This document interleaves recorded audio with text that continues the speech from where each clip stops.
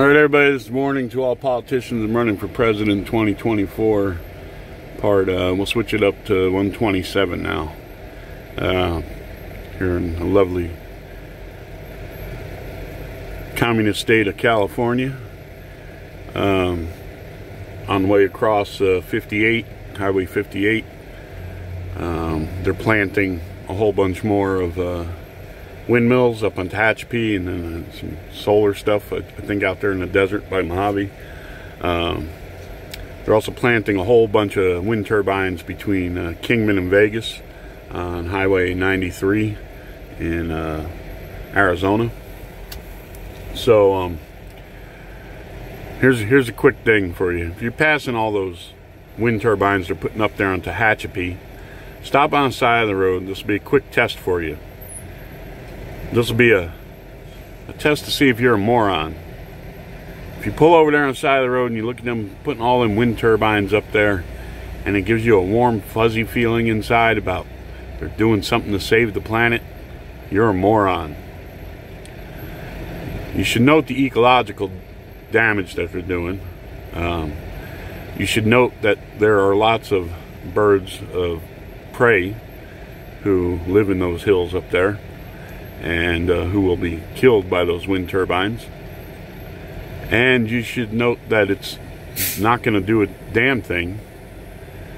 And after that, I'd like to ask somebody out there who's got the capability to do some real investigative journalism, find out which companies are who own that and are putting them up, find out how they got their funding to do it, where the electricity is going to go, and how much it's going to cost per kilowatt hour, and also if there were government subsidies involved, and find out if there's been a bunch of stock sold in all of that. Then also ask and inquire to who's going to, if it all goes bust, who's going to clean up all that mess. If sometime next year, in a few years, whatever, they come up with some new high-tech energy system through fission or fusion, or whatever else they're dreaming up right now, who's going to go around the country and clean up all these sites of solar panels and wind turbines? And also, I watched a thing the other day. I'm not sure if it is exactly true or not. I'll have to look into it more, but solar panels are made out of coal and quartz. I think he said it was quartz. Coal and quartz. So you got the big lump of coal and a big lump of quartz going in the making the solar panel, and then they're heated in coal-fired furnaces to reach extreme temperatures to make the process work. So telling yourself all this stuff is green, they're full of shit. So I wanted to point those things out there and put out a request for somebody who can track all that stuff down, find out who's making money from all this stuff, and see which politicians are blocking it. Then on the issue of immigration and jobs here in the U.S., being we're in the state of California, those of you who don't know, when they put NAFTA through and everything in the 90s, a lot of agriculture left this state. A lot of big corporate farming systems opened up in Mexico. They turned over a whole bunch of ground. They got mega farms down there. And the politicians in this state cut the water off from up north to the southern part of the state through the valley, making it impossible for farms to operate here. And part of that is a lot of them own some of them things that were down in Mexico, or the lobbyists were lining their pockets, or you know, they're invested in those things heavy in Mexico. So to get rid of the competition, you shut the water off. You invest in everything that's south of the border that's making huge profits. So those of you who say they're only coming up here to pick fruit and vegetables and everything, no, they can do that right in Mexico. So my guess is that a lot of the corporate or even the family farms or semi-privatized farms here in California are keeping their heads afloat by diversifying, doing different things. And it's not just the growers, you understand, that feel the pinch of all the corporate stuff going south of the border there. It's, you know, all the processing and packaging and jobs and stuff like that. So those of you who say they're coming here to do all that kind of work are full of baloney. They're doing other jobs. They're working in warehouses. They're driving trucks. They're doing all kinds of stuff. But anyhow, the only way, see, the politicians get it both ways. They get the money from the people who wanted to move south of the border, and then they get it from the people here who the only way they can compete with what's south of the border is to hire cheaper labor. So those of you who don't believe that illegals suppress wages, you're out of your freaking minds. And this is what I said in one of my earlier videos, that people, you gotta question stuff. You can't just go with the slogans and the ranting and the raving. And whether it's through, you know, the energy or immigration, whatever it is, you got to follow the money. Follow the money. Ask questions and follow the money. But we don't have a free and independent press anymore that does that. And that's my next subject. So those of you who don't know, one time the news media here in the United States was pretty much independent, even at the networks. They had their own deal. You had part of the network who handled making TV shows and raising revenue for the network through commercials, and the news just you know, got whatever it got from that budget, and you know, were able to stay independent. Then they started programs like 60 Minutes and all these other things who had bigger budgets. So they had to get advertising for themselves. Their shows had to have ratings. Before that, news programs did not have to have ratings. They weren't dependent on ratings. So it's just like commercials you watch on TV and everything. Either to get ratings, either you got to sensationalize stuff and make it and get people involved into it and get their, you know, their hatred of something up or whatever, or, you know, like the commercial show, you know, scantily clad woman, you know, sex sells. You know, hey, you want these type of women hanging on you? Wear our aftershave or drink our beer, whatever it is. So the news programs, and then especially when CNN came along, had to sell advertising. And CNN was just a good gateway for this global media stuff where they can sell the same stories around the world and influence people around the world through government entities. You know, not saying Fox is any different. Fox has to make its revenue also to stay relevant and to keep an audience. So they got to present news stories that'll incite one way or the other, or sensationalize and get viewers also. So they're all playing the game. And what's lost in the middle there is unbiased, independent reporting. They all have to answer to higher-ups who are only interested in generating the revenue for the network. So, and if you want an example of that, you can go back to the 84 or 80 Olympics, whatever it was. Maybe it was even sooner than that. A reporter for NBC did an expose on Nike and on how their employees were treated as slave labor in Vietnam, and was going to expose, you know, hey, they're making millions of dollars and they're, you know, treating people like this around the world or in Vietnam. And it's the same thing. You had a lot of stories back then about sweatshops around the world, you know, even from some of these designer labels. And I think one of the last ones, famous ones, was Kathy Lee Gifford, I think, had a clothing chain or what have you, or a line, and they found out her clothes were being made, which she said she had no idea, but that were being made in sweatshops, or that they were using child labor, something like that. But anyway, that reporter for NBC, Nike went to the network and said, hey, we're going to give you X amount of dollars for the Olympics and all this and everything. Don't air that expose.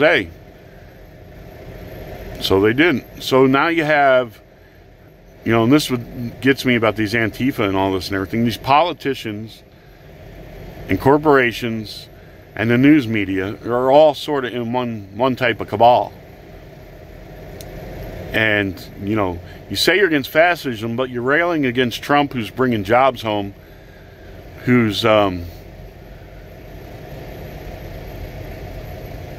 know, talking about more opportunity for people. And you're siding with these politicians. They tell you they're looking out for people, and they're not. They're looking out for their interest and their corporate sponsors' interest. Now, I don't know if they ever changed it or not to where, you know, corporations, you know, as far as campaign and finance and contributions, if they've cut it out to where corporations can't act as like a citizen would, or an individual, and make contributions to a politician or a political party. I know there was debate on that for a while. You know, does a corporation qualify as being an individual entity that could do that? So that's what I'm saying. You got to question everything, and without good investigative reporting, without honest politicians who will show who's involved and who's getting paid and what have you, you're never going to get to the bottom of it. Never. So those things being said there, and then looking at you know, everyone's, oh, you know, we've got to save lives and lock down again and everything like this, while they leave the big corporate entities and the sports teams and everything, who are all millionaires, able to do their thing and go after mom and pop restaurant owners and, you know, beauty parlors and barbershops and what have you, whatever it is, and tell you you're not essential and you got to shut down. You know, that should be another clue to Antifa. These politicians that, you know, are saying they're trying to save lives and enforcing these shutdowns on small business owners. Meanwhile, they're endorsing the big corporate giants to stay open. That should be another clue there of who your ire ought to be against, or you know. So this whole thing about, you know, got to save lives and everything.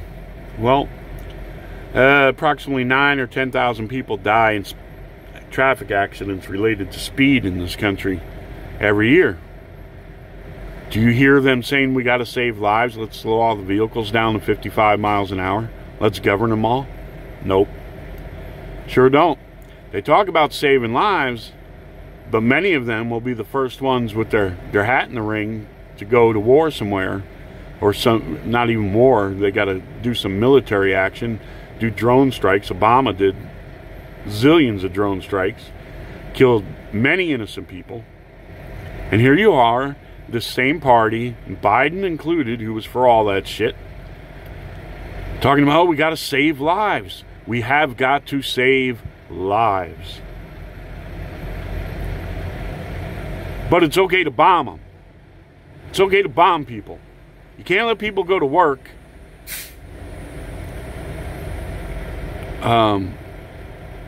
You put everybody in hysteria about some virus that you have a 99% chance of surviving with. You demonize Trump, trying to say he's got blood on his hands. Joe Biden, he's got blood on his hands. He didn't wear a mask. Blah, blah, blah, all shit and everything like that. Well, Joe Biden, you and your buddy Obama have plenty of blood on your hands from your drone strikes all around the world. Don't be fooled by these people, no matter what side they're on out there. Don't be, you know, we got to save lives. It was like during when Bush was president. Who supported Bush? The hard right, right-wing Christian evangelical conservatives, dead set against abortion. We got to save lives. We got to save lives. But then they supported the invasion of Iraq. Support the president. Support the military. And look here, if you're in the military, I'm not trying to demonize you at all. None of you signed up to kill civilians in any way, shape, or form. I know none of you ever tried to kill civilians on purpose, any way, shape, or form. Maybe a handful of psychos here or there, something. But even pilots, you know, when they're doing their bombing and stuff, you know, I know that is not your intention. And you got to follow your orders and do what you do. So I'm not talking about the military that way. I'm talking about the people who are so quick to say to go to war, whether it's on the right and they're talking about abortion, saving lives, you got to save lives. Go to this war, rush into it without, you know, questioning it and stuff, down their case. And then on the left here, you got, you know, Biden and Obama, who bombed just as many people. Innocent people lost their lives.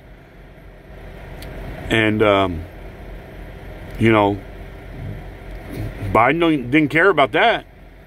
But all of a sudden, you know, 1% of the people who get COVID are going to die. Oh, my God, you got to save lives, got to save lives. So we need more people to point out the hypocrisy of all of this. Do you understand what I'm getting at? I don't give a damn what side you're on. Unless we all come together and say bullshit is bullshit, right is right, and wrong is wrong, and we look at actual data and we stop being suckered in to take one side or the other by the news media who doesn't, you know, like I've said before, a lot of this stuff is like, you know, like Paul Harvey. They're going to show you all this stuff, get you incited, get you to choose a side, get you to make a decision, and then later on, if you're lucky, you'll get the rest of the story. They want you to make irrational decisions based on what they show you. Whether it has to do with global warming, whatever. Here's the thing about, you know, they show you a glacier. It's melting. They show you the chunks of the ice falling off. And that, you know, and right there's the gorge that it is carved out by receding, you know, when it went down, and then, you know, it carved that gorge, and you can see where it's receded back over thousands of years, hundreds of thousands, over millions of years. So they show you this chunk of ice falling off. Oh, look, global warming, the glacier is melting. Well, if you look down that canyon, that gorge that it carved, and you realize, well, it's just doing what it's been doing, what it's supposed to do. Do you understand that? When they show you that big chunk of ice falling off that glacier, that's nothing new. It's been going on for 1 million friggin' years. It's doing what it does. You know, I look at it as, okay, big chunk of ice fell off. Oh, look at that gorge. It was full of ice at one time, and it's all gone. Big chunks must have been falling off for an awful long friggin' time, don't you think? But they'll try and tell you, well, it's melting faster now. Really? In what time frame? Maybe in your time frame it's melting faster because it wasn't melting fast, say, the last decade. All right? It's melting faster than it did the last decade, or faster than it did the last 100 years. Who's to say that the time that it wasn't melting that fast is the aberration and the anomaly? Do you understand what I'm saying? They're saying, look at this, it's melting faster. Well, maybe that's the normal rate it's supposed to be melting. Maybe the past decade or the past 100 years where it didn't melt that fast was the anomaly. Do you understand? Maybe the planet was colder than it used to be or was supposed to be during those years, and it didn't melt as fast. Do you understand that? They point to one to say, hey, look at this. Look, this proves what we're saying. No, it doesn't. Maybe it wasn't melting fast. Maybe that's when there was something wrong, when it wasn't melting this fast. You don't know. So I'm telling you, people, you got to be aware out there. They're going to show, you know, it's like this winter, right? I could be down in Texas, say in January or something, and it's warmer than normal for the year by a couple degrees or whatever. Or they're having a warmer January than usually. And I can go up to Wisconsin or something, and they're having a colder than usual January. And then the next year it can be reversed. Texas can be having a colder than usual January, and Wisconsin can be having a warmer. It doesn't prove anything. Weather is localized. Do you understand that? Deserts are still deserts. Places that get snow and ice, Alaska and all this, still get cold and everything like.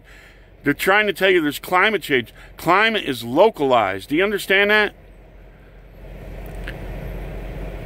When the temperature doesn't go above 70 in Phoenix, Arizona for a long time, I'll believe there's climate change in the summer. Do you understand me? Then I'll believe, hey, there's some kind of climate change. It won't prove that we're causing it. It'll just prove there's some kind of climate change going on to me. Do you understand? There can be local episodes where the climate is not quote-unquote normal. What's normal? You have to look at things, you know, just because something in one area of the planet is a little warmer or a little colder than usual doesn't mean the whole planet is going through some kind of change. I am telling you out there, you are having, you know, the wool pulled over your eyes. You're giving a bunch of anecdotal shit and a bunch of people saying, oh, look at that, yeah, that glacier's melting. Faster than it has in the last 5 decades. All right? Maybe when it wasn't melting that fast was the anomaly. So I just wanted to point out all these hypocrisies and the way they present you things and stuff. You know, through the news, forget about, you might as well turn it off. You know, I'm to the point now where I think unless there's an act of God to straighten everything out, unless there's enough people who get together and demand truth and actual facts and get all the dummies to shut up, I don't see a chance, especially now that there's so many people raising their voices for all this crap that have been blinded by it. And like I said, it's like trying to deprogram somebody.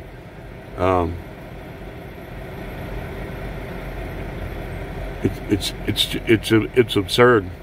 But so anyhow, while we're talking about saving lives and everything like that, I want to, if I was to be elected to office, I want to point out something else I did. And this has to do with flatbed truck drivers. I will make it the law that either they will have to have, if it's a load that requires to be tarped, they will have to have tarp spreading machines, or you will have to have a curtain side trailer. And here's why. I've taken my bumps and bruises. I've torn my rotator cuff. Every morning I get up, it takes me about a half hour of working my arm loose. I got pain, my bicep, my shoulder, and my neck. I damaged some nerves, all while tarping in the wind and stuff and everything. So we're always told safety first, safety first. We go into some places to load, and you know, you got to have steel-toe boots on. You can't have shorts on. You got to have jeans. You got to have a long sleeve shirt. Doesn't matter if it's 110 degrees and 100% humidity out. And then you got to have a hard hat on. And a lot of these companies out here will tell you now, trucking companies, you know, keep your hard hat on while you're up there tarping and make sure it has a chin strap. Well, if you fall off a load, a hard hat ain't going to help you. You need like a rock climber's helmet, or a bicyclist helmet, or, you know, a motorcycle helmet. Something that form fits to your head. A hard hat with a chin strap is not going to stay put. Hard hats are made for shit falling on top of your head. But anyway, we have all these safety things we got to deal with. And we're told that plenty of these places, if we don't follow their safety guidelines, we will be told to leave. And our company might even be barred from loading there. Then they'll tell you, hey, climb up on that load there and tarp it. And some of them will tell you got to take it out in the street to tarp it, because OSHA says if you're more than 4 feet off the ground, there has to be fall protection provided.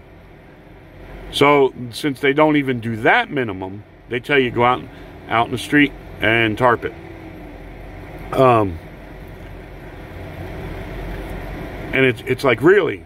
You making me put on all this crap, safety vest, all this other stuff in there, and then you're going to tell me get up there and tarp it and all this, and not even provide the fall protection. And even with fall protection, you are put at risk. Now here's the thing, flatbedders, you need to pay attention. I've done it for 30 years. I've sucked it up and said, yeah, it's part of the job, quit your whining, blah, blah, blah, blah. But any of you out there, any of you, go to your safety director and say, hey, what if I go in this place and it's a tarp load and they tell me I have to go out in the street and tarp? Or they don't provide fall protection. I guarantee you your safety director is going to say, you know, let me check into that and I'll get back to you. And you should say, well, how long have you been in this business that you don't have that answer?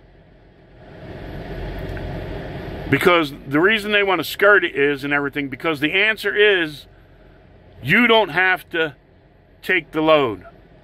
If you pull in someplace and it's a tarp load and they don't have fall protection, or they tell you to go out in the street, you can refuse the load. Do you understand that? The law is on your side.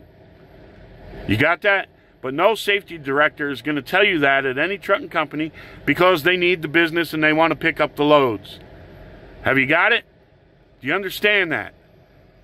Now, I'm not saying if you refuse the load, they won't try and fire you or do some shit or give you a bunch of guff or anything like that. But it's the same with driving on bad roads. It is your call. Do you understand me? And if you want my advice, from now on, every flatbedder out there will refuse those loads. And I would refuse them even if they offer fall protection. Do you know why? Because you can still get hurt. You can still, most fall protection is going to be a harness hooked to a cable, and if you fall off, it's going to, you know, jerk you and stop you before you hit the ground. But there's no guarantee you're not going to swing into the side of your load and smack your head or cut yourself up or anything like that. Now, if it's safety first, to eliminate all risk, right? That's what we want to do. We want to eliminate all risk. We want to make things as safe as possible, don't we? That's what we're told in this industry all the time. That's why we're told the truck's got to run slower. That's why we're told you got to have the radar shit on there. That's why we're told you got to have electronic logs. That's why we're told 1,000 different things. Safety first. Well, here you go. If you want the best, safest possible way to tarp a load, you do it in a way that the driver does not have to climb on top of the load. Correct? Correct. Which means either you have a curtain side trailer or you have a tarp spreading machine that will lift the tarps up and drape them over the load. The driver never has to get up off the ground. Do you understand that? In either case, the driver never has to get up off the ground or try and walk on uneven stuff or icy stuff or anything like that. Now, let's cut all the bullshit out there, trucking companies and shippers and the DOT, OSHA. Let's cut all the bullshit. If the idea is to eliminate every possible risk and to provide the safest, and we care about saving lives, don't we, out there? With all this shutdown, we care. Well, let's save some lives then. Tarp spreading machines or curtain side trailers. The driver's feet never leave the friggin' ground. It's the safest, best solution. Do you understand? So if I am elected, that will be one of the things on the top of my list. I will push for that and get it done. And these people will stop getting away with their bullshit and their hypocrisy. I've been doing this for 30 years. I've got my bumps and bruises, my twisted ankles. I got my tore rotator cuff, everything. You can fall off a load at a shipper someplace and die. Do you understand that? And die. And I don't care if you've been at that company forever and they tell you you're their best buddy and they're your best driver and they care about you, this and that. You will die. You will fall off that load. And the next day that shipper will still be shipping and the company you drive for will still be in there picking up those loads knowing there's a risk of another driver dying. Do you understand that? Enough with the bullshit in this country. On everything. Just enough. So I wanted to get all that out there, and maybe it'll make some of you think. And I'm telling you, I'm not saying you won't have some things to deal with, but if enough of us say we're not doing it, and they threaten you to fire you or whatever, get a lawyer up. Say, let's lawyer up and see what a court says. Let's lawyer up. I'll get you for wrongful termination or anything else, or for being a whistleblower, whatever it is. And if you don't want to do that, tell them, hey, you know what? Guess what? I'm gonna go pull a van. See, because their whole thing is they usually got enough guys coming in the door that'll put up with their bullshit, who aren't aware. Because no trucking company, no flatbed company is ever going to tell you what the laws are specifically, what your right is. You can refuse that load. Do you understand me? If they tell you to take it off their property to tarp it, or if they try and get you to tarp it there and there's no fall protection, at least fall protection, you can refuse it. Your safety is your business. It's not anybody else's opinion. It is your opinion. It is your call. Just like driving on icy roads and all, it is your call. Don't let them bullshit you. All right, wish you the best out there. God bless, and we'll see you on the next one. Adios.